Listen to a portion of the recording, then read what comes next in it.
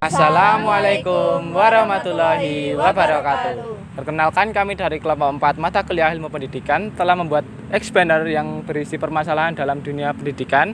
Anggota kami, saya Raffi Fadil Hafiz dengan NIM K71240062 dan rekan saya Fadlilah Himatul Aisyah dengan NIM K71244046. Saya Danik Bidayoleka dengan NIM K71244044. Saya Desita Cahyawardani dengan NIM K71244032.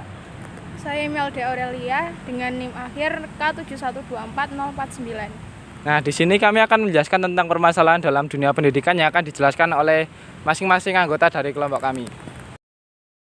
Jadi, permasalahan pendidikan adalah berbagai masalah yang dihadapi dalam proses pelaksanaan pendidikan, di mana tentunya dapat menjadikan suatu pembelajaran kurang efektif dan efisien dalam penyerapan ilmu. Dan pendidikan merupakan elemen krusial dalam menentukan arah pembangunan nasional, di mana pendidikan menghasilkan sumber daya manusia yang kompeten dan akan menjadi bagian dari pembangunan nasional suatu saat nanti.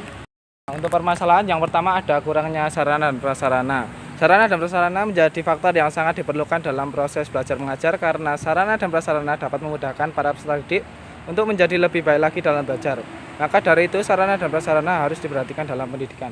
Namun kenyataannya pada saat ini masih banyak daerah pelosok yang sarana dan prasarananya kurang memadai seperti atap yang bocor, gedung yang keropos atau mudah roboh sehingga pembelajaran dalam sekolah tersebut menjadi kurang efektif dan efisien. Dan yang kedua ada perubahan kurikulum, yang dimana perubahan kurikulum memberikan dampak yang signifikan terhadap guru sebagai pendidik yang seringkali belum sepenuhnya mampu menerapkan kurikulum baru. Nah, agar dapat menerapkan kurikulum tersebut dengan efektif, guru perlu memahami dengan baik semua komponen yang ada di dalamnya. Meskipun kurikulum baru dirancang dengan baik, jika guru sebagai pelaksana utama dalam pembelajaran tidak dapat mengimplementasikan dalam proses pembelajaran secara efektif, maka kurikulum tersebut tidak akan berjalan dengan baik seperti apa yang ingin terjadi sebelumnya atau tujuan dari kurikulum itu tersebut. Permasalahan pendidikan yang selanjutnya adalah biaya pendidikan yang mahal.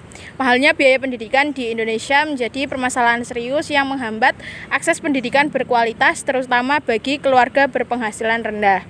Yang selanjutnya adalah metode mengajar yang monoton. Metode mengajar yang monoton seringkali menjadi masalah dalam pendidikan, di mana guru cenderung menyampaikan materi secara satu arah tanpa interaksi aktif dengan siswa. Hal ini dapat mengakibatkan kebosanan, kehilangan minat, dan penurunan motivasi belajar siswa. Yang selanjutnya adalah kekurangan sumber daya. Kekurangan sumber daya dalam pendidikan di Indonesia menjadi masalah signifikan yang menghambat kualitas belajar. Banyak daerah terpencil tidak memiliki akses yang memadai terhadap fasilitas pendidikan seperti buku, komputer, dan koneksi internet. Hal ini menciptakan kesenjangan antara wilayah perkotaan dan perdesaan, serta antara keluarga dengan latar belakang ekonomi yang berbeda. Yang kedua adalah kurikulum yang tidak relevan. Kurikulum yang tidak relevan menjadi salah satu penyebab utama permasalahan dalam pendidikan karena beberapa alasan seperti yang pertama, tidak relevan dengan kebutuhan dunia kerja karena kurikulum yang tidak mengikuti perkembangan zaman dan kebutuhan industri. Yang kedua, tidak relevan dengan perkembangan teknologi. Perkembangan teknologi sangat pesat menuntut adanya penyesuaian dalam kurikulum. Yang ketiga, tidak relevan dengan kebutuhan siswa. Kurikulum yang terlalu kaku dan tidak mengakomodasi perbedaan individu siswa akan membuat siswa merasa bosan dan tidak termotivasi untuk belajar. Yang keempat, tidak relevan dengan konteks sosial budaya. Kurikulum tidak mempertimbangkan konteks sosial budaya setempat akan sulit diterapkan dan kurang efektif. Yang kelima, menghambat kekreatifan dan inovasi siswa. Lalu, faktor yang ketiga, persiapan yang kurang dalam pendidikan dapat memicu berbagai masalah yang berdampak pada kualitas pembelajaran dan pencapaian siswa.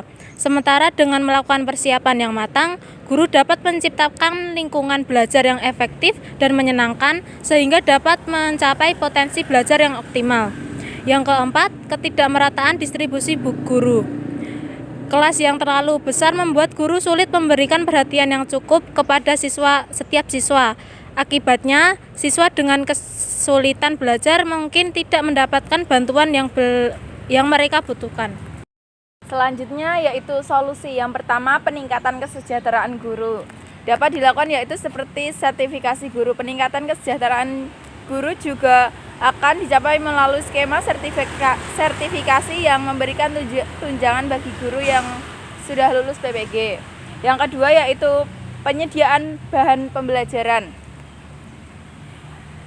Menggunakan berbagai jenis media seperti buku, video, platform untuk memenuhi gaya belajar siswa yang berbeda-beda. Perbaikan kurikulum dan juga metode pembelajaran. Perbaikan kurikulum dan metode pembelajaran merupakan upaya strategis untuk meningkatkan kualitas pendidikan di sekolah.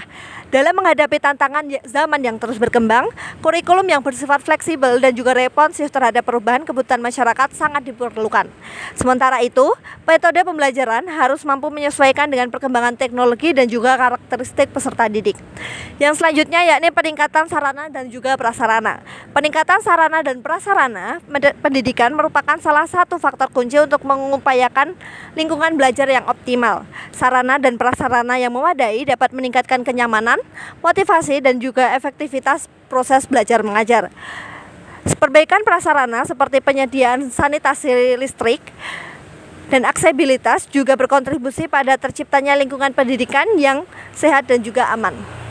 Baik, sekian penjabaran materi expander tentang permasalahan dalam dunia pendidikan dari kelompok kami. Semoga bermanfaat bagi kita semua. Apabila ada salah kata maupun perbuatan dari kami mohon maaf yang sebesar-besarnya. Terima kasih atas perhatiannya. Wassalamualaikum warahmatullahi wabarakatuh.